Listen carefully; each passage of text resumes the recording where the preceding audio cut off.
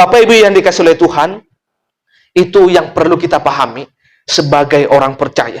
Namun Bapak Ibu yang dikasih oleh Tuhan, berbicara tentang kecukupan diri dengan apa yang ada, firman Tuhan yang telah kita baca dari teks ini, firman Tuhan mengajak saya dan kita semua di ayat yang kelima bagian B. Yang pertama itu adalah firman Tuhan mengajak saya dan kita semua di ayat yang kelima bagian B. Di sana dikatakan apa? Cukupkanlah dirimu dengan apa yang ada padamu. Bapak Ibu yang dikasihi oleh Tuhan, firman Tuhan mengajak saya dan kita semuanya untuk mencukupkan diri dengan apa yang ada. Mencukupkan diri itu dalam bahasa Yunani memakai kata arkeo, yang artinya adalah merasa puas. Matteo Henry memberikan komentar di dalam teks ini mengatakan demikian. Kita harus mencukupkan diri dengan bagian kita saat ini. Kita harus mengarahkan pikiran kita pada keadaan kita yang sekarang. Sebab berkat yang akan datang berada di tangan Allah. Mesti diingat kalimat ini bahwa sebab berkat yang akan datang berada di tangan Allah. Dan inilah cara yang ampuh supaya kita merasa puas apa yang sudah kita miliki. Nah, Bapak Ibu yang dikasihi oleh Tuhan, itu artinya bahwa orang yang mampu berkata cukup saat kesulitan ekonomi ada, sesungguhnya mereka lah yang telah belajar mencukupkan diri dengan apa yang ada. Orang yang mampu berkata cukup saat semuanya orang berkata kurang dan mengeluh, sesungguhnya mereka lah orang yang sedang belajar mencukupkan diri dengan apa yang ada. Orang yang mampu mengucap syukur kepada Tuhan dengan segala problem, dengan segala kesulitan, dengan segala kekurangan, sesungguhnya lah mereka yang sedang belajar mencukupkan diri dengan apa yang ada. Amin. Nah, Bapak Ibu yang dikasihi oleh Tuhan, tetapi sebaliknya, orang yang tidak mampu berkata cukup dengan apa yang ada akan menjalani sisa hidupnya dengan penuh kegelisahan, dengan penuh kekhawatiran, dan mengeluh yang tiada habisnya. Melalui firman Tuhan ini kita diajarkan, orang yang tidak mampu mengungkapkan rasa cukup dengan apa yang ada padanya, akan menjalani hidupnya penuh dengan kekhawatiran, penuh dengan kegelisahan, dan mengeluh yang tiada habisnya. Juga diingatkan kita pada bagian ini bahwa orang yang tidak mampu mengungkapkan rasa syukur dengan apa yang ada, kekecewaan karena tidak pernah tercapai atau kepuasan keinginannya, itu akan terus ada di dalam hatinya. Orang yang tidak mampu berkata cukup dengan apa yang ada akan menjalani sisa hidupnya dengan penuh rasa pahit kehidupan yang membuat dia tidak pernah merasa bahagia di dunia ini. Maka dengan demikian Bapak Ibu yang dikasihi oleh Tuhan, saya harap kita semua jemaat-jemaat Tuhan kita, mari kita belajar merasa cukup dengan apa yang ada. Amin. Nah, itu yang kedua, yang pertama Bapak Ibu. Terus yang menjadi alasannya adalah mengapa saya dan kita semua harus mencukupkan diri dengan apa yang ada. Mengapa saya dan kita semua harus mencukupkan diri dengan apa yang sudah ada. Yang kedua adalah ayat yang pertama bagian A. Mengapa kita harus mencukupkan diri dengan apa yang ada? Yang pertama itu adalah supaya kita jangan menjadi hamba uang. Itu alasan yang pertama mengapa kita harus mencukupkan diri dengan apa yang ada. Yaitu supaya kita jangan menjadi hamba uang. Menjadi hamba uang itu di dalam bahasa Yunani memakai kata apilargorus. Apilargorus itu artinya adalah tidak dikekang atau tidak dikuasai, tidak diperhamba, tidak berdaya atau tidak tamak. Nah, Bapak Ibu yang dikasihi oleh Tuhan, jikalau saya boleh bertanya kepada kita, mengapa orang yang sudah banyak uang itu masih saja melakukan korupsi? Kalau boleh saya tanya, mengapa? Mengapa orang, kalau kita misalnya lihat ada orang-orang yang korupsi, tapi sebenarnya mereka sudah banyak uang, berkelimpahan, tetapi masih saja korupsi. Kenapa? Ini alasannya. Karena mereka diperhamba oleh apa? Oleh uang. Mengapa orang yang sudah banyak usaha di mana-mana masih melakukan kecurangan, masih menipu? Mengapa hal demikian? Karena mereka telah diperhamba oleh uang ini, Bapak Ibu. Maka dengan demikian, Bapak Ibu yang dikasihi oleh Tuhan, maka perlu kita berhati-hati, perlu juga kita waspada, supaya kita jangan diperhamba oleh uang. Nah, dengan demikian Bapak Ibu yang dikasihi oleh Tuhan, Adam dan Hawa pada saat diciptakan oleh Tuhan, sudah berada di mana? Sudah berada di Firdaus, Bapak Ibu. Tetapi karena ketidakpuasannya, akhirnya apa? Jatuh di dalam dosa, Bapak Ibu. Kita juga melihat, malaikat itu, pada saat diciptakan oleh Tuhan sedang berada di mana? Bersama-sama dengan Allah di surga. Tetapi karena apa? Karena ketidakpuasannya menyamai Allah yang maha tinggi, akhirnya apa?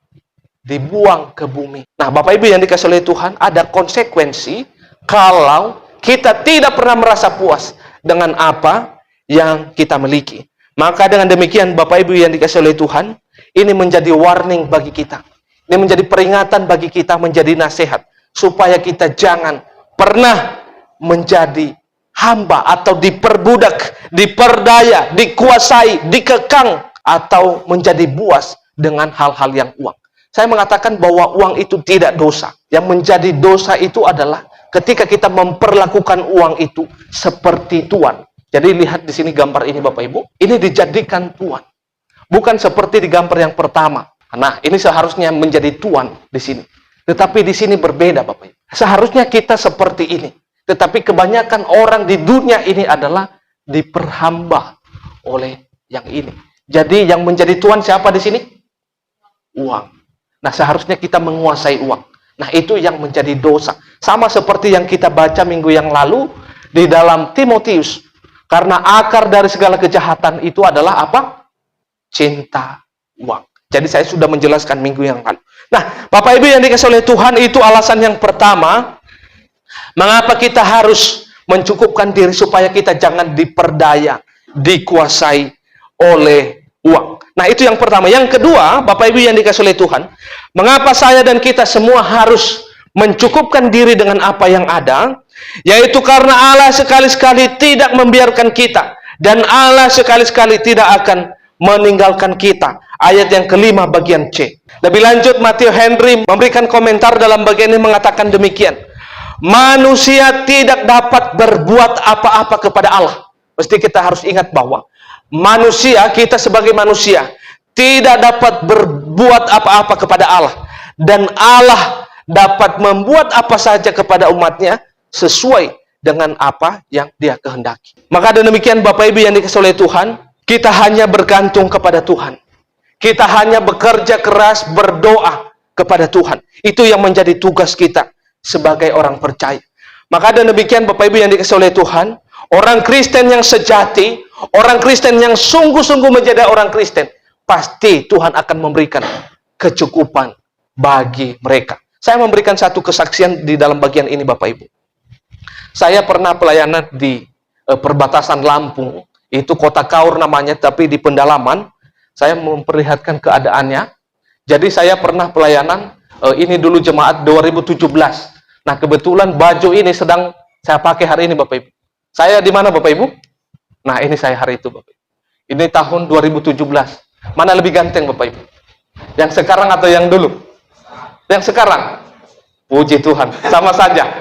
Oke, jadi saya itu pernah pelayanan 2017 ini. Nah, ini jemaat yang saya layani itu pos juga, pos pelayanan Gekisia di gunung, di puncak gunung. Nah, jalannya itu masih tanah. Dan semua ini adalah orang kita, orang Jawa, dan ada satu keluarga orang kita Medan, Marga Ginting, Pak Adnan namanya. Nah, Bapak Ibu yang dikasihi oleh Tuhan, saya memberikan kesaksian bahwa, nah, hari itu pernah kita, retreat ya. Nanti mungkin tahun depan kita akan adakan retreat gitu ya. Kita doakan. Tahun ini kemarin kita sudah rencanakan tapi belum terlaksana. Nah, Bapak Ibu yang dikasihi oleh Tuhan, saya mau cerita di sini. Nah, ini gereja waktu itu tahun 2017 pembangunannya. Saya sedikit cerita. Gereja ini sempat bermasalah masuk koran karena salib di atas ini Bapak Ibu. Jadi memang di mana-mana salib itu takut orang gitu. Nah, salib ini akhirnya nanti diturunkan Bapak Ibu. Itu diturunkan karena ada warga-warga yang tidak suka dengan salib, takut gitu ya. Takut mereka. Jadi akhirnya diturunkan. Ini berat Bapak Ibu. Sekitar 30 kilo ini. Nah, ini. Nah, Bapak Ibu di sini ada pasir Bapak Ibu. Bangunan ini belum jadi Pak hari itu. Itu sekitar bulan 7 bulan 8. Itu bangunan ini belum jadi. Gereja pos pelayanan Kekisian ini belum jadi hari itu.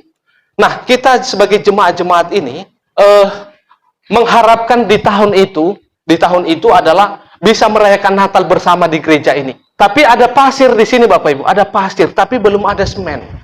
Belum ada semen pada saat itu. Ada salah seorang jemaat, ini dia, salah seorang jemaat ini, yang ini, karena pembangunan ini terbengkalai, sudah ada pasir tapi belum diplaster, belum dikerjakan ini. Ini belum bisa layak dipakai. Maka ibu ini menyuruh saya, Om, kita sudah ada pasir, tapi ini belum selesai bangunan ini. Kita kepengennya tahun depan akan dipakai bangunan ini untuk merayakan Natal bersama. Maka dia suruh saya, Om, minta tolonglah Om, untuk turun, untuk jual emas saya ini. Bapak Ibu tahu, harga emasnya dijual. Harga emas itu adalah pada saat dijual, saya ketemu dengan orang yang membeli emas itu, tahu Bapak Ibu berapa harganya? 10 juta. Tapi tahu Bapak Ibu, emas itu tidak berani beli Bapak Ibu. Dia takut saya nyolong emas itu. Tapi saya telepon, Bu, yang tukang emasnya tidak berani beli Bu. Oke, Pak, itu punya saya Pak. Itu pendeta kami Pak. Silakan Pak. Baru dikeluarkan uang 10 juta. Nah Bapak Ibu, ketika saya pulang, pasir sudah ada, maka uang yang 10 juta itu dipakai 5 juta langsung diberikan ke gereja untuk untuk mendukung pekerjaan Tuhan pada saat itu. Langsung tukang nanti plaster ini. Nah, Bapak Ibu yang dikasihi oleh Tuhan, saya melihat satu keluarga ini. Memang sebelum-sebelumnya, tapi ini yang paling terkesan di dalam hati saya, di mana saya disuruh jual emasnya untuk hanya mendukung pekerjaan Tuhan. Tapi tahu Bapak Ibu, keluarga ini julukannya di atas gunung itu orang kaya di hutan Bapak Ibu. Dia memiliki kebun tidak terlalu luas Bapak Ibu. Tapi kalau panen tiap tahun itu bertonton, bisa ada juga sahang. Nah, saya melihat bahwa orang yang sungguh-sungguh, sama seperti ini Bapak Ibu, judul kita baca bersama-sama. 1, 2, 3 ya. Allah sekali-sekali tidak akan membiarkan kita, dan Allah sekali-sekali tidak akan meninggalkan kita.